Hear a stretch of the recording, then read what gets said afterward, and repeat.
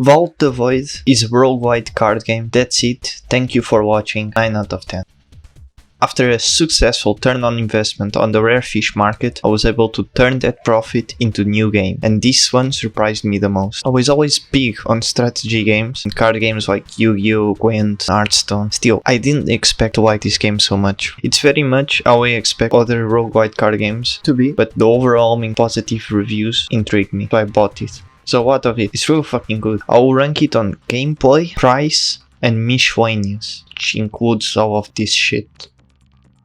The only way you play this game, you're gonna play it on feel. It's the Chad way of, I feel like this is stronger. Basically, it's like breaking a brick wall with your head. It's, you try it, you fail so much until you feel what's the good cards, you feel what's the good strategy, you feel this, you feel that. That's the better way to play the game. After I'll tell you the better way to play the game, now we can finally review the price. Now, for the price, I have a 1-to-1 rule. For every dollar or euro you spend on a game, you should get an hour of entertainment. If you waste 60 bucks on Elden Ring, you should get 60 hours of gameplay. If you waste 13 bucks on a game, you should get 13 hours. If you waste $1 on the game, 1 hour. That's how it should be. I feel like if a game fails to deliver that, it must really have a really good story, or else it's a waste. And this game is 12 euros, and in like the first 2 days, I already got my 1-to-1 rate. So I'm gonna give it a 9 out of 10. Now, why it's not a 10? It's because Slay the Spire on sale is $8, and I don't know if it's better than this game because I never played it, but the reviews and the overwhelmingly positive of 90,000 people say it is. So, and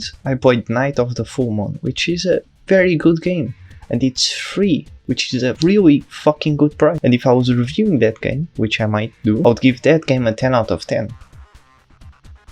Now, for the miscellaneous and everything, let's start with the soundtrack, the splash effects, the threat, which is a core mechanic of this game. The enemies attack you and the damage doesn't come instant. You have to defend on your turn and you feel that pressure. It's very intense. I think that it's very good, but it's very repetitive. I feel like the soundtrack is always the same. 8.5 because it's cool and epic. The art style, it's simplistic like Hearthstone, and I think it has some of fantasy that I like. I think every monster in this game, I always thought it looked cool. I think it doesn't look that cool, are the heroes. They look a bit bland, but everything looks cool. All the enemies look cool. The cards, some of the cards look amazing. It's very cool. So I'm gonna give it a 9.5. I really like this game's art. It's very good. Now, for the part that I dislike the most, and that part is the unreasonable amount of colors this game has. This game looks like a weird fucking Excel spreadsheet. It has so much currencies, it has so much things on the screen, so much font size is light, so much things happening. When you start this, you have potions, you have void stone, you have currency, you have artifact, you have upgrades on your cards. You have too much shit, man. Too much shit. You have too much stuff, man. Too much fucking stuff. I don't like the font on the menu screen, and I feel like for a new player, you just get into this, and it's a fucking mess. You don't know what the fuck you're doing. The most important mechanic, it's the threat mechanic. And why is it called threat? It should be called damage or attacking. Why is it called threat? There's a threat that they're gonna deal damage to you and you need to block. Should be called damage. Should be called I don't know what should be called. A threat's just weird. There's a threat of damage and then you're gonna feel the I dislike. The game is very bad at presenting visual clarity. The tutorial is alright. I'm gonna give it on the visual clarity aspect, and like I hate the fonts, I'm gonna give it a 6. It's too much, man.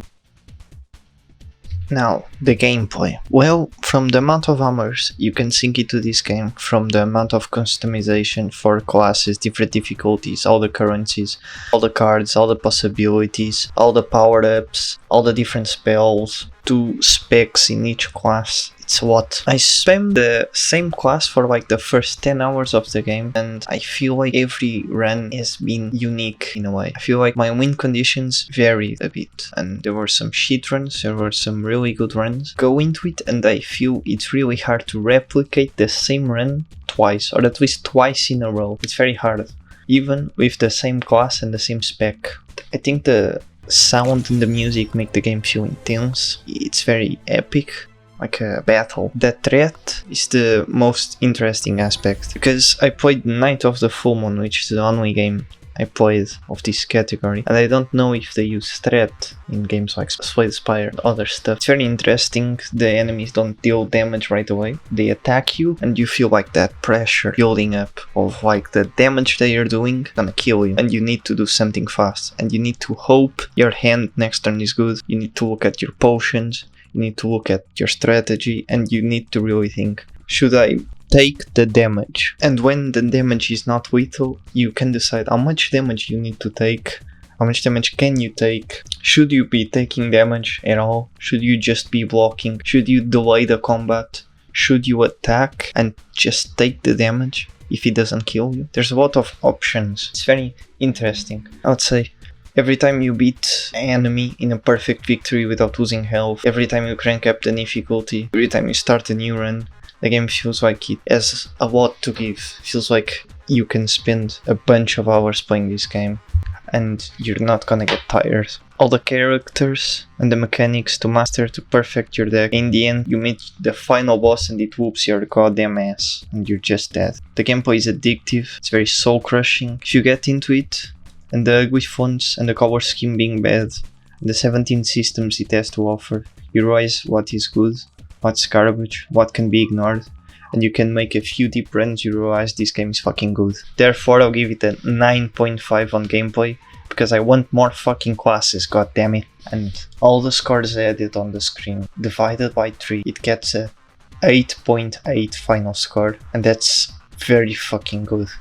Buy this game if you like strategy roguelite, or don't buy it and save money and be a cheap ass motherfucker. Goodbye.